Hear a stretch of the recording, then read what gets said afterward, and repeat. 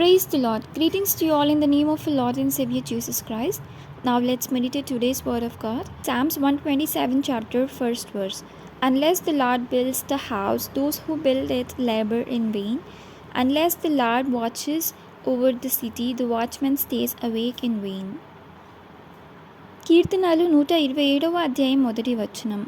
యెహోవా ఇల్లు కట్టించని ఎడల దాని కట్టువారి ప్రయాసము వ్యర్థమే. యెహోవా పట్టణమును కాపాడని ఎడల దాని కావలి కాయువారు మేలుకొని ఉండుట వ్యర్థమే. As we could see over here, unless the God builds the house, the one who builds it will be in vain, in emptiness, and it is of no use.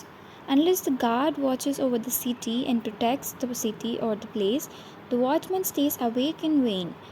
That means even if the watchman is awake the whole night or 24/7, if the God is not watching over that place, it is all of useless. Jehovah మరి ఆయన ఇల్లు కట్టించని ఎడల దాని కట్టువారి ప్రయాసము వ్యర్థము.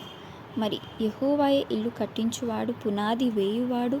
మనం ఆయనలో పునాది వేయబడి ఉండాలి, ఆయనలో జీవించి ఫలించాలి.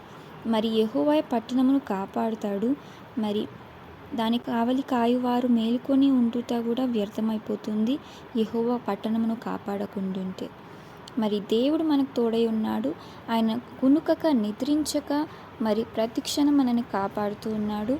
అట్టి దేవుని మనం కలిగి ఉన్నందుకు ఎల్లప్పుడూ ఆయన కృతజ్ఞతాస్తుతులు చెల్లించుచు ఈ దినం వాగ్దానం మనందరి జీవితాలలో నెరవేరాలని కోరుకుంటూ దేవుని సువార్త పరిచర్యలో మీ సహోదరి.